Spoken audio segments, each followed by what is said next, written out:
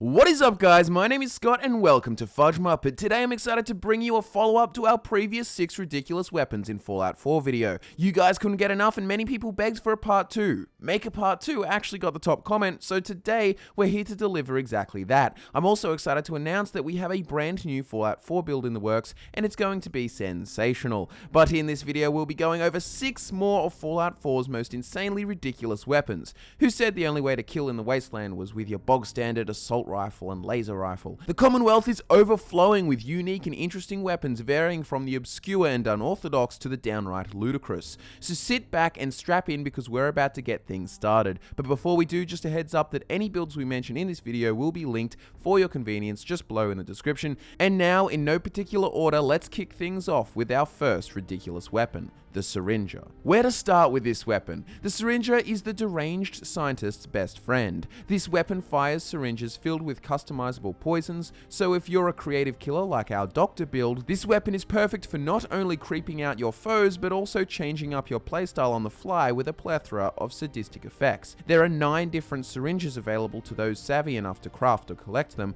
and their effects vary from frenzy to paralysis to pacify and fear.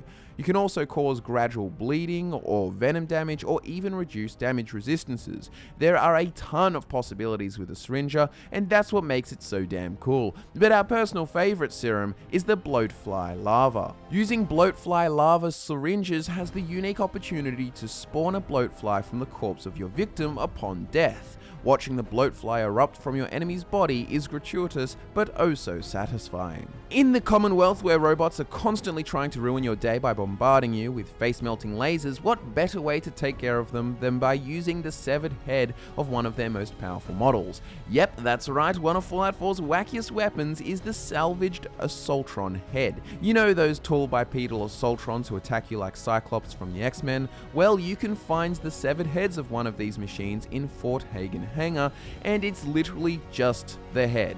There's no handle, instead you carry it by the top of the spine where the neck cabling has been ripped from the torso, and by giving the neck a little squeeze, you can fire a deadly pulse of concentrated power at anyone who messes with you. Due to the fact that this is hardly a well-designed handgun, the Salvaged Assaultron head irradiates the shooter by 50 rads before rad resistance every time it's fired. So while this is cool and quite powerful weapon, it's the only really viable for characters with high endurance who can handle some significant rad damage. Our Radman build comes to mind for that. Using the Ghoulish perk to replenish health from radiation makes for one hell of a combo with the Salvaged Assaultron head, which produces deadly radiation at an alarming rate. Up next, we have the weapon in Fallout 4 with potentially the most badass name, and that is Atom's Judgement.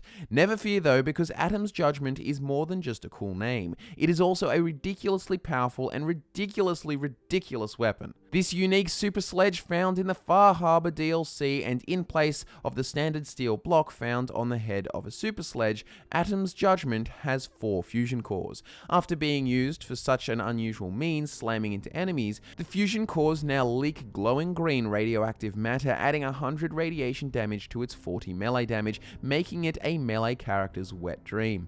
Take our Crusader build for example. When this walking tank isn't picking off hordes of enemies with his minigun, he's up close slamming harder than Ethan Bradbury. Our 4th ridiculous weapon is the unique harpoon gun named Admiral's Friend. While there may not be any white whales to hunt in the waters of Boston and Far Harbor, who's to say you can't use harpoons on any prey in the Commonwealth? Not only is it possible to take down your foes with a harpoon gun, it's also incredibly powerful and a hell of a lot of fun when you do so.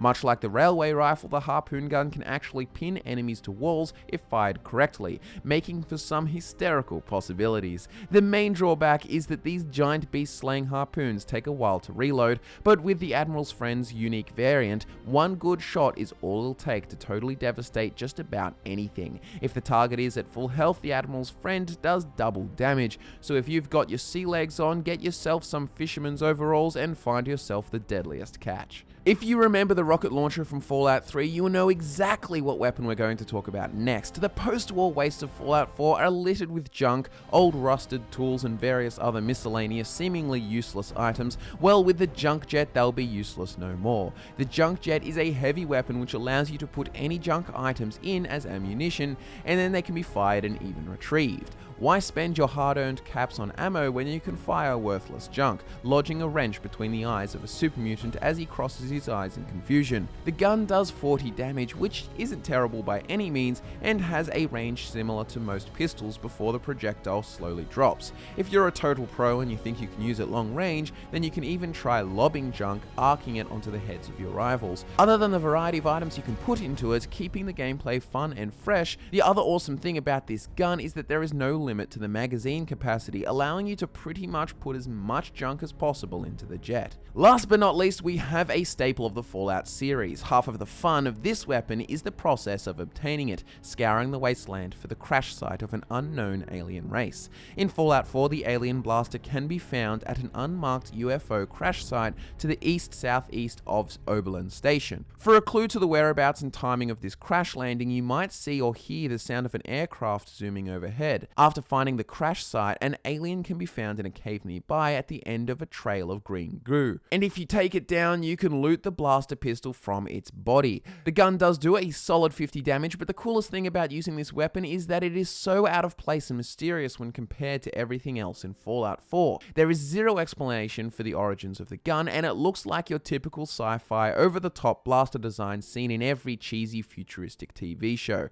Top that off with the pew-pew sound effect. When firing this gun, it's just about as ridiculous as an alien blaster possibly could be. To see this gun in action in a build dedicated to getting the most out of it, check out our Slaver build. Subscribe to FudgeMuppet for more Fallout content just like this, and give the video a like to show your support if you enjoyed it.